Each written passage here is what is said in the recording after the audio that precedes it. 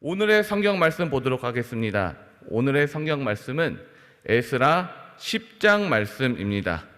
에스라 10장 말씀, 구약 성경 724면입니다. 에스라 10장 말씀 다 함께 한 절 한 절 교독으로 읽도록 하겠습니다. 제가 한 절, 여러분들이 한 절 교독으로 읽도록 하겠습니다.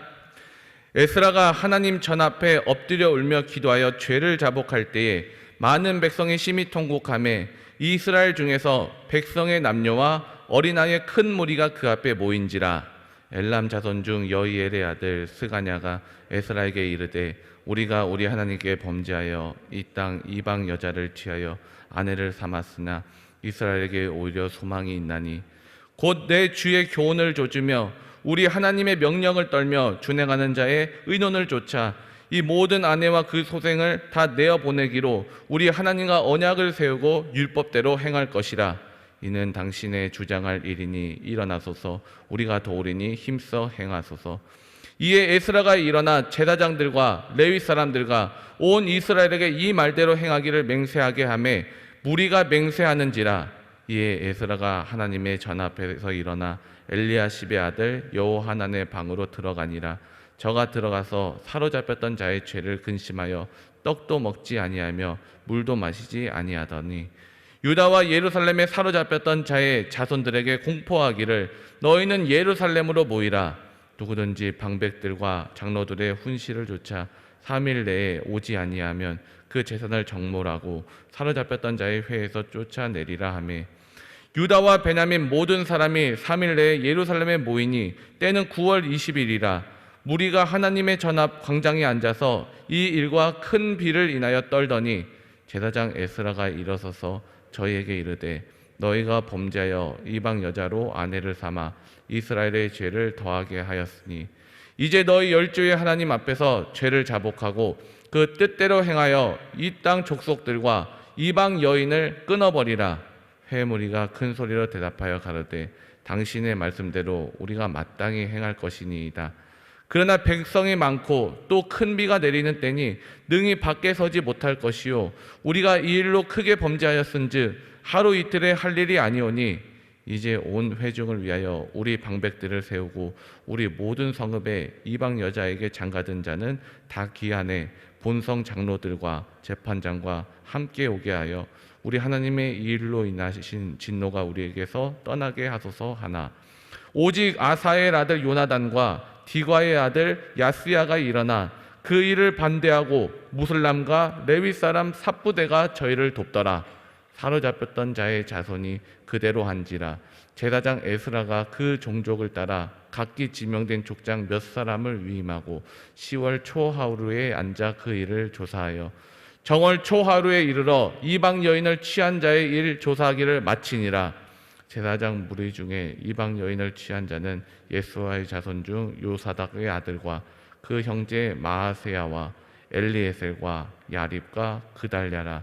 저희가 다 손을 잡아 맹세하여 그 아내를 보내기로 하고 또 그 죄를 인하여 수양 하나를 속건제로 드렸으며 또 인멜 자손 중에는 하나니와 스바다요 하림 자손 중에는 마아세야와 엘리야와 스마야와 여이엘과 우시야요 바술 자손 중에는 엘루에네와 마아세야와 이스마엘과 르데넬과 요사밧과 엘라사였더라.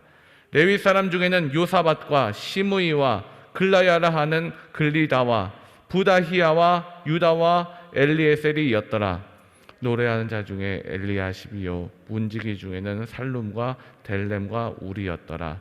이스라엘 중에는 바로스 자손 중 라мя와 이시야와 말기야와 미야민과 엘르아살과 말기야와 분하야요 엘람 자손 중 mat냐와 스가랴와 히엘과 압디와 여레목과 엘리야요 삿두 자손 중 엘루에네와 엘리야십과 mat냐와 여레못과 사밧과 아시사요 베베 자손 중 여호하난과 하나냐와 사베와 아들레요 바니 자손 중 무슬람과 말록과 아다야와 야숲과 스왈과 여레못이요 모압 자손 중 안나와 글랄과 분하야와 마하세야와 mat냐와 부살렐과 빈누이와 므낫세요.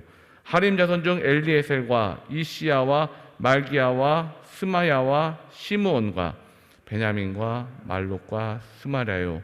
하슴 자손 중 마뜨네와 mat야다와 사맛과 엘리벨렛과 여레메와 므낫세와 시므이요.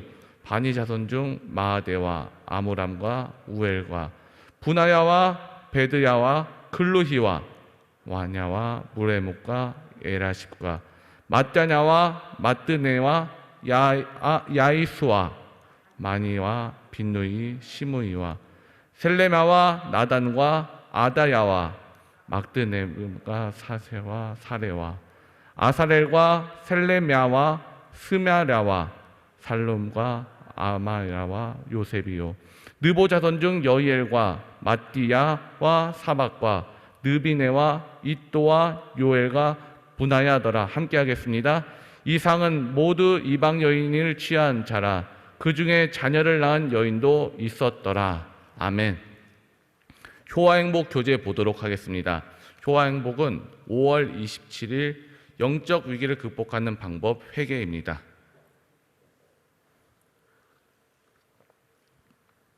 오늘의 요절 말씀부터 보도록 하겠습니다. 곧 내 주의 교훈을 좇으며 우리 하나님의 명령을 떨며 준행하는 자의 의논을 좇아 이 모든 아내와 그 소생을 다 내어보내기로 우리 하나님과 언약을 세우고 율법대로 행할 것이라. 에스라 10장 3절 말씀. 아멘. 본문 보도록 하겠습니다.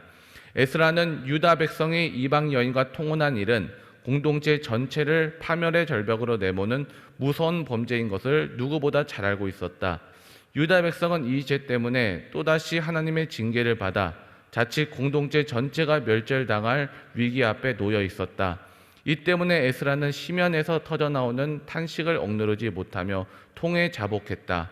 이러한 한 사람의 회개는 또 한 사람의 회개로 이어지고 공동체의 회개로까지 불처럼 확산되었다.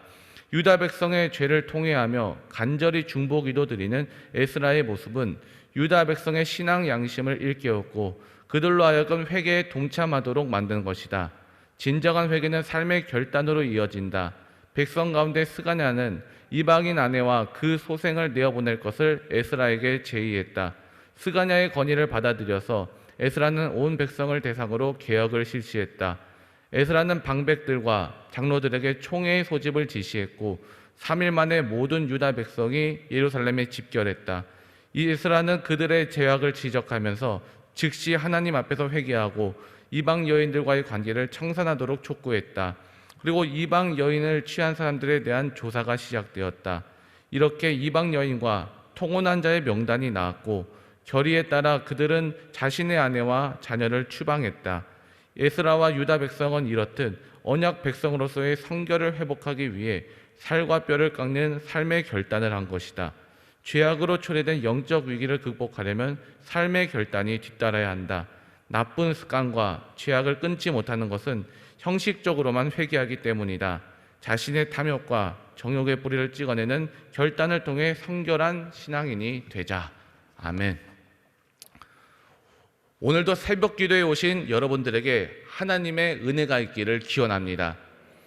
에스라가 하나님의 은혜로 고국에 돌아와 보니 고국은 꿈에 그리던 곳이 아니었습니다.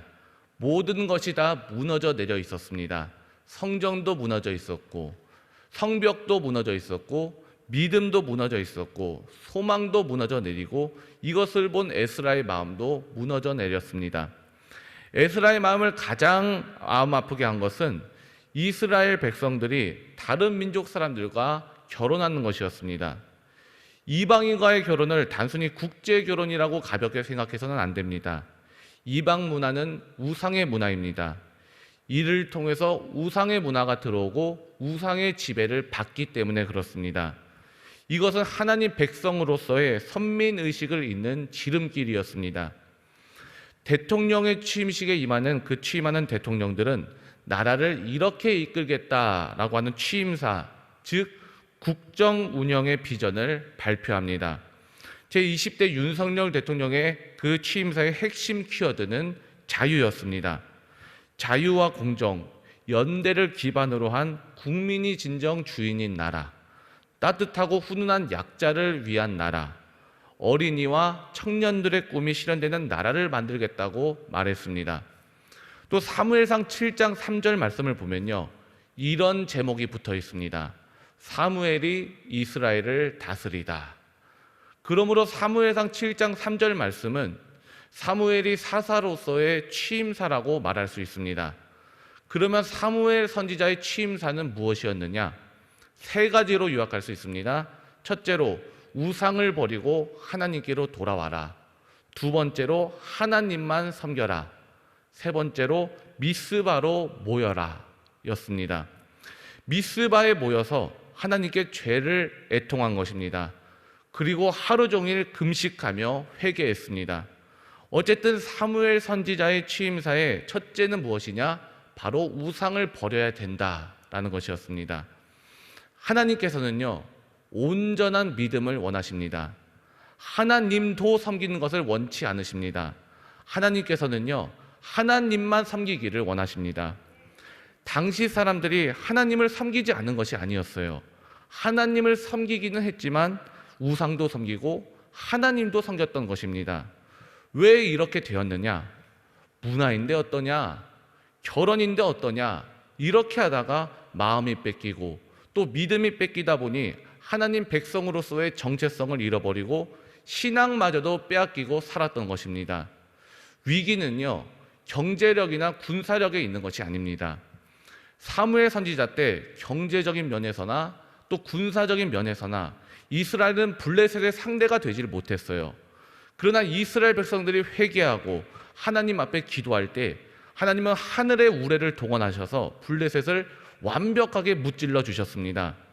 그러므로 우리의 위기는요, 경제력이나 군사력에 있는 것이 아니라 하나님과의 관계, 영적인 것에 있는 것입니다. 함께 따라해 보시겠습니다. 영적 위기가 진짜 위기다. 영적 위기가 진짜 위기다. 다시 한번 하시겠습니다. 영적 위기가 진짜 위기다.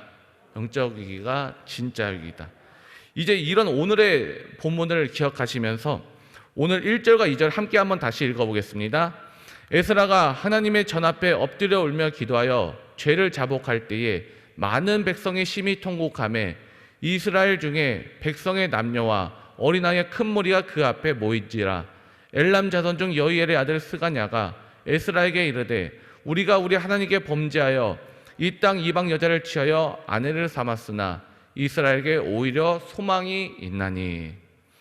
1절 말씀에 보면요, 에스라가 하나님 전 앞에 엎드려 울며 기도하여 죄를 자복했다라고 나와 있습니다.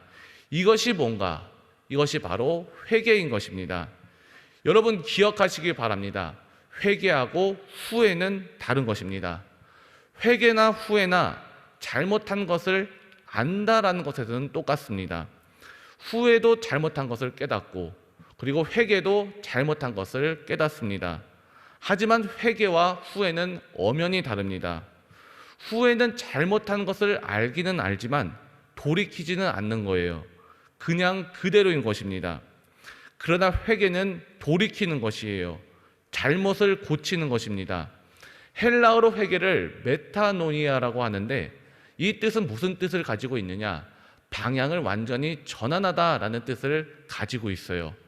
죄를 지었다라는 것을 우리가 깨닫고 죄에서 완전히 돌아서다, 죄에서 유턴하다, 그다음에서 여호와께로 돌아가자, 주께로 돌아오는 것이 바로 회개인 것입니다.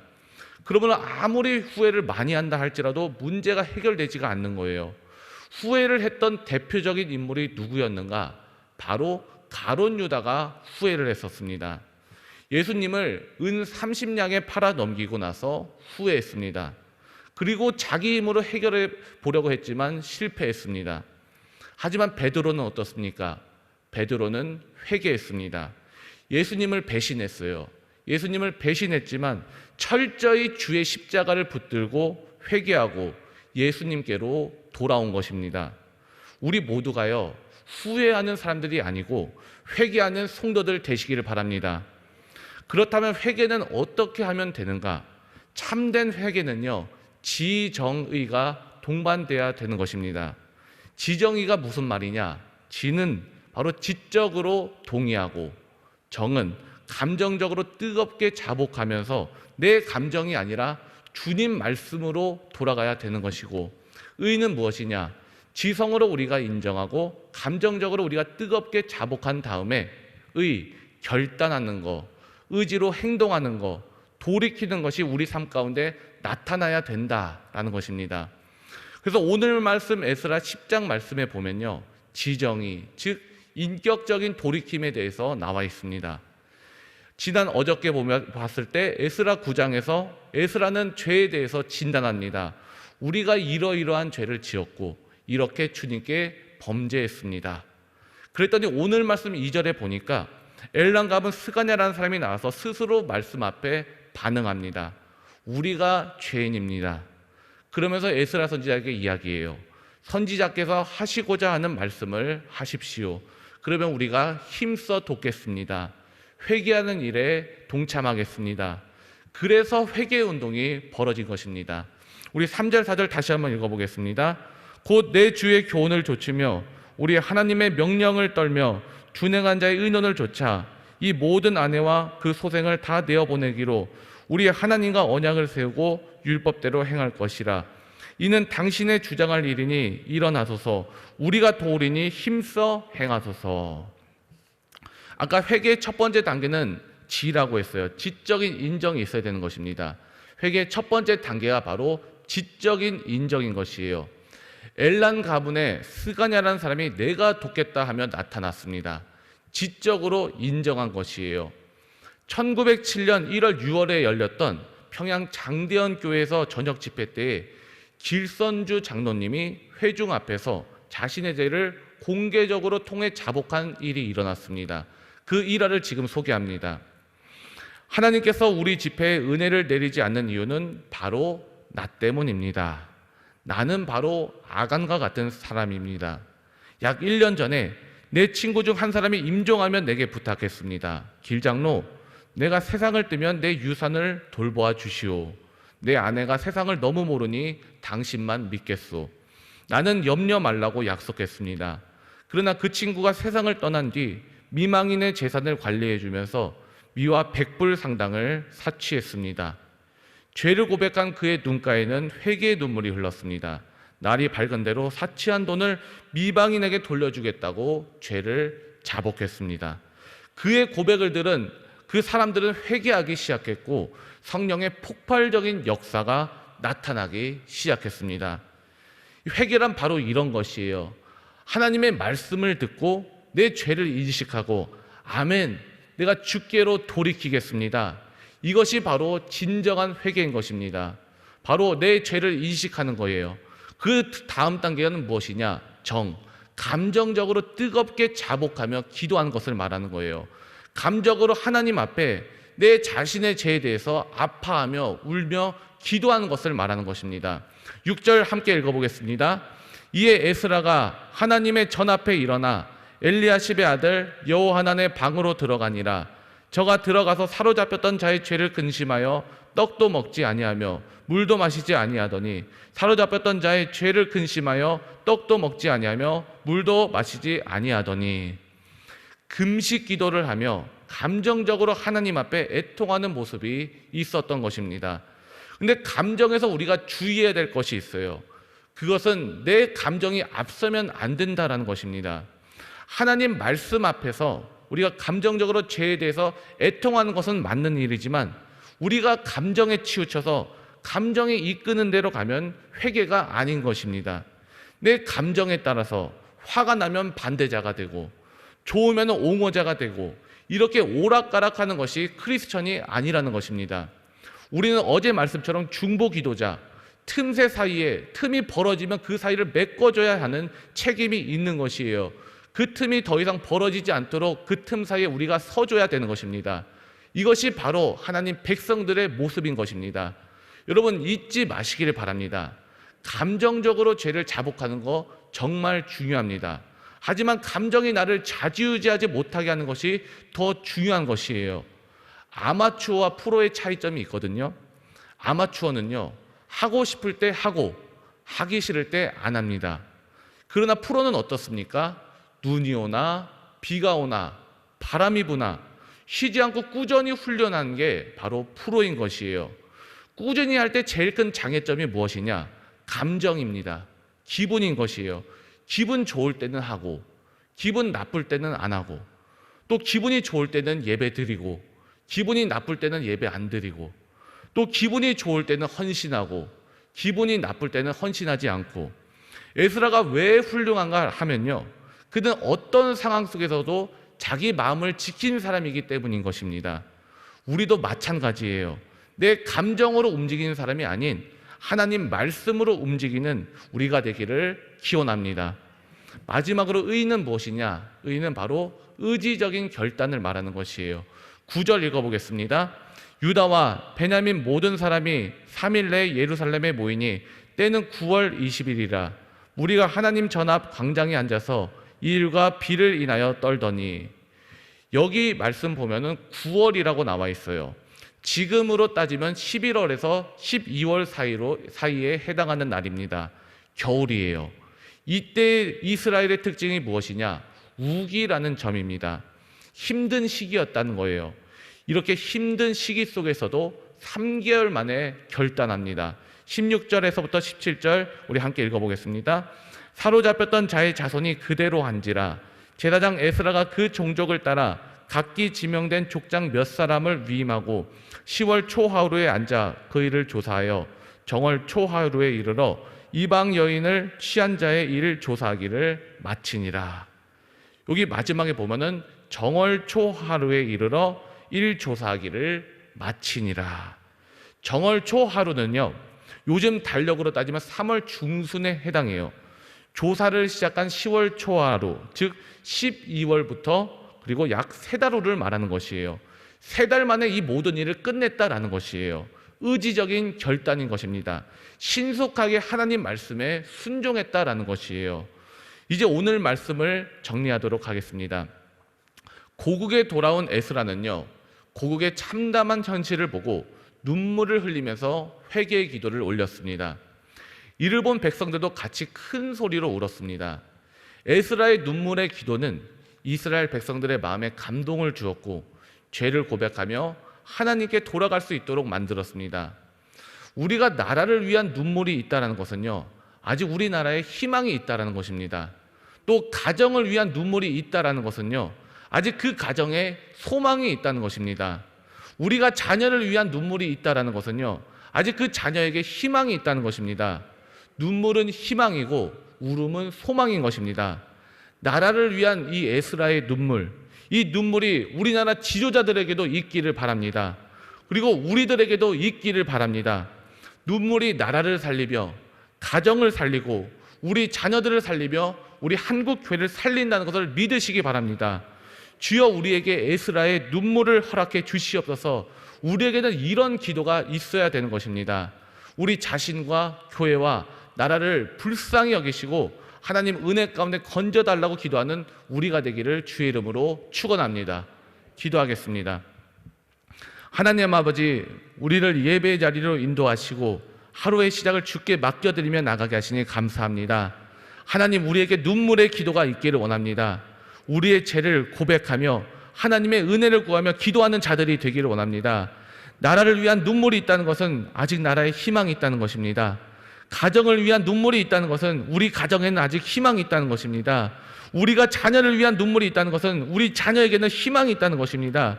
이런 눈물의 기도를 하나님께 올려드리며 기도로 승리하는 우리가 되게 하여 주시옵소서. 기도를 통해 하나님의 놀라운 능력을 체험케 하시며 하나님의 사랑을 경험하며 전하며 살아가는 우리의 삶이 되게 하여 주시옵소서. 예수님의 이름으로 기도드립니다. 아멘.